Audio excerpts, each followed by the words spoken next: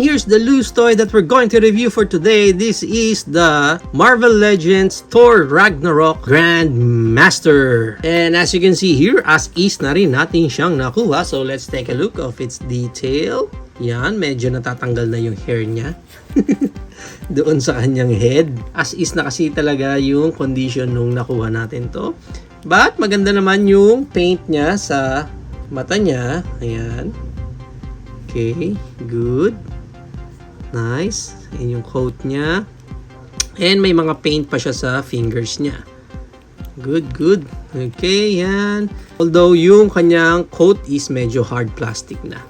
Yung part na yan. And para sa kanya, articulation, yung head niya na-rotate 360. May look up siya na ganyan. And may look down siya na ganyan. Maganda yung length nung articulation nung neck niya eh. Although medyo weird na pag dito mo sa angle na to titingnan. Pero at least, diba, mahaba yung kaya nung articulation niya sa neck niya. Pagdating sa kamay niya, meron naman siyang arms wide open na ganyan. And of course, naro-rotate din yan, 360. Yung kanyang shoulder bent, ganyan. And naro-rotate din yan, 360. Yung kamay niya, may up na ganyan and may down na ganyan. And of course, naro-rotate din yan, 360.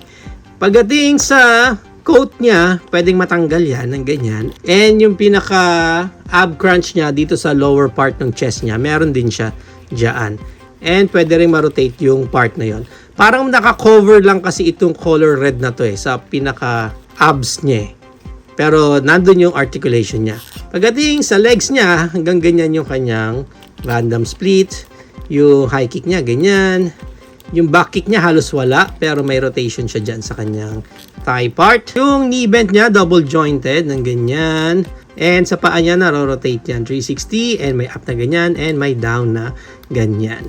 Isa pa niyang gimmick dito is pwede mong tanggalin yung coat niya. Medyo challenging lang sa pagtanggal kasi yun nga, hindi ganun ka-soft yung rubber nung kanyang coat. Pero at least, pwede, di ba? Ayan, so pwede mong matanggal itong overall coat niya. Gawin mong parang statwa siguro dyan or cloak of Doctor Strange, parang ganun. Pero pag wala na siyang cloak, medyo weird na yung overall structure nung katawan niya kasi parang bigla siyang namayat. Pero pwede pa rin naman. Yung neck lang talaga niya yung medyo awkward. Parang ang laki nung neck eh. Pero at least, di ba, may ganun siyang gimmick. Now, para sa height ni Grandmaster, ang height niya is around 6.5 inches siya.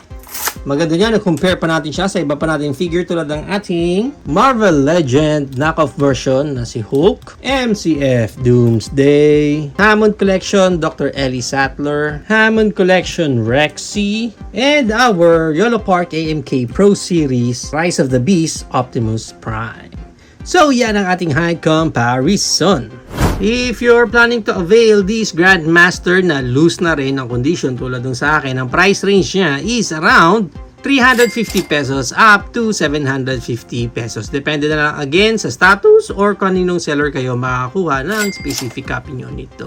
There you have it now guys, na ang ating loose Marvel Legends Thor Ragnarok Grandmaster. What do you think of this loose toy na meron tayo? Is it a go for you, no for you? For me, kaya ko lang siya kinuha is that addition siya doon sa parang overall collection na binubuo ko right now. So kahit hindi ako nagma-Marvel Legends na collection, kinuha ko pa rin naman siya. And also, yung price point naman niya talagang super affordable na. Nakakatawa nga may nagbigay na nito sa akin before pero pinaraffle natin para sa mga viewers natin. And right now, bumili pa ako ng sarili kong copy.